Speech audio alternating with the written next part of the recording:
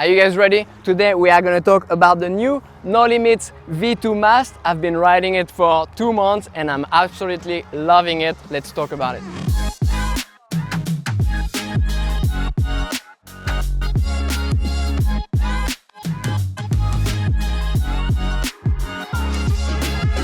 Thanks for joining us. Today we have an amazing video with the NoLimitz mast V2. But first, let's quick talk about Wingfoil Pro Center. It's our new shop and all of the gear that we feature on the YouTube channel is at the shop. So if you want to support us, if you find value out of all of the videos that we produce for you, that's a great way to support us. But let's get into it. The NoLimitz mast. So first, I feel like the mast is always the most underrated piece of your foil. We always talk about the front wing, the stabilizer, but the mast often gets left out, and we're going to talk about why a mast is important. So the tricky part with making a good mast is being able to make a mast that's thin, that can go fast, that's still light and remain stiff. And that's what NoLimitz has been able to achieve with this V2 version. So it comes with a cover to protect your mast, but basically when you order it you have to pick which foil you want it for, and it's compatible with few different brands. I'm going to take my small notes here so I don't mess it up, but it's Lift, F1, Axis, Unifoil, Takuma, Cabrina, Sapfoil. Now if you want to be able to have use adapters so you can use for different foils, then you have to get the Takuma one, and you get the stringy adapters that then you can have the Takuma to Cabrina, Takuma to F1. So then with one mast you just have to change the adapter and you can use it for different foils if you have a quiver of different brands. But to me, I like to keep it simple, so I got the Sapfoil connection. So when you're going to place your order, you pick the lengths, and they have 72, 78, 85, 93. Considering this is the 72, but it doesn't count the plate, so it's actually a bit more, a bit taller, so you have to consider that. For what I do, I feel like the NoLimitz has been like the best mast I've been riding. It's definitely one of the lightest.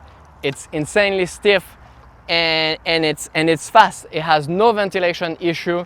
When you go fast, when you wing, you are about to jump, you load it. You know, if you have a mast that doesn't have a good thin leading edge, it can ventilate. This one, no ventilation issue.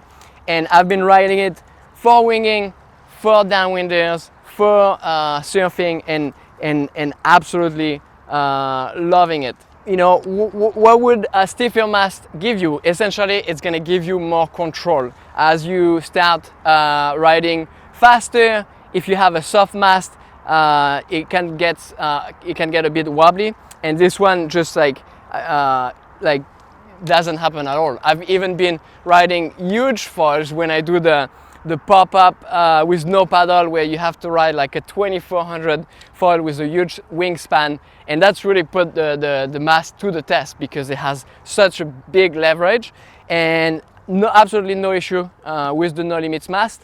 And then on the other hand, riding faster, winging, it's just like, you know, I've been loving it. So now you might wonder, you know, 72, that's kind of like short, and I've still been using it for winging, but personally, I like to ride a short mast. I feel like one, it's like easier to take off, and it's just like gonna be, you know, more connected to the wave. You don't ride as high, so right away your foil is gonna be closer to the surface. Now I don't ride huge waves, and so if I was, then for sure I would probably want a bigger one.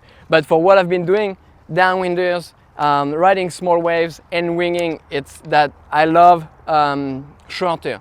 It's also going to get lighter if you get a shorter one. To me, when you get to 90 plus, unless you are racing or unless you want to ride huge waves, I don't really feel a need for such a long mast in my quiver. So if anything, I would add like the 78 for winging. That would be nice. But 72. If I had to pick one, it would be the 72. If you haven't heard of NoLimitz, NoLimitz is a brand that's based in the US. They are in Hood River, and they only make mast, but their main industry is actually aerospace. So they make very, very high-tech stuff. I've been able to visit their facility, and you have to sign a paper because there is some top secret stuff in there. But you know, their high-tech tools and techniques is basically translating into this mast. They've done tons of research before making this mast, and you can tell a lot went into it. The other thing is that I like is, of course, it's made in the US, so that's a win for me, being based in the US. NoLimitz doesn't carry a ton of stock, so most likely when you order your mast, they are pretty much going to make it. So there's a bit of a lead time when you order your mast, but you know, you're going to be so excited to get it, you're going to be willing to wait. Now there's another really great review by Adu that he goes way more in depth, and so you should check it out. I'm going to put the link in the description. Adu did a really great job with his review. That's my opinion. Of course, it doesn't count for anything more than my opinion. So feel free to leave your feedback if you've been riding the NoLimitz V2 mast.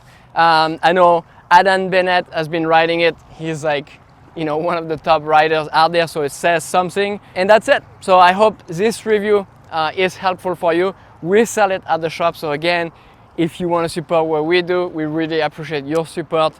Check it out, wingfoilprocenter.com.